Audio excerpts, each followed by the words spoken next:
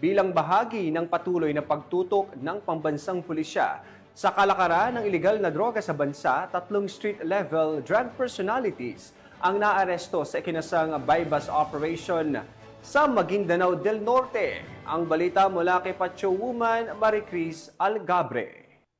Tagumpay ang sinagawa ng mga operatibang isang anti-illegal drug buy-bust operation sa Zone 4 Barangay Tamuntaka, Dato din Sinsuat, Maguindanao del Norte nito lamang ika-4 ng Hulyo taong kasalukuyan.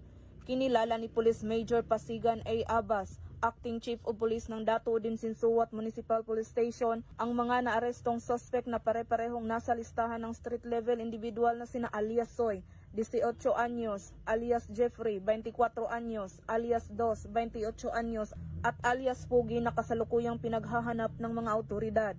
Naging matagumpay ang ikinasang operasyon ng mga operatiba ng 2 MPS katuwang ang Marines 1st Provincial Mobile Force Company 2nd Maneuver Platoon at nakumpiska ang 11 hit-sealed plastic sachet na hinihinalang shabu at tinatayang nagkakahalagang 20,400 pesos, 2 improvised glass tooters, non-drug evidences at buy-bust money na ginamit sa illegal na aktibidad.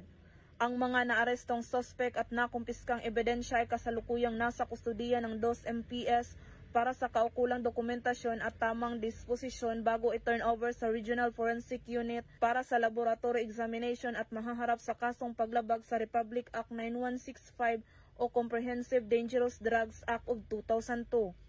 Ang tagumpay ng operasyong ito ay patunay ng patuloy na kampanya ng kapulisan at iba pang law enforcement agencies laban sa illegal na droga katuwang ang mamamayan sa pagsusulong ng mapayapa at ligtas na Bangsamoro Region. Mula rito sa rehiyon ng Bangsamoro, ako ang inyong PNN correspondent, Patrol Woman Maricris Algabre, alagad ng batas, taga-taguyod ng Balitang Pulis. Maraming salamat, Patrol Woman Algabre.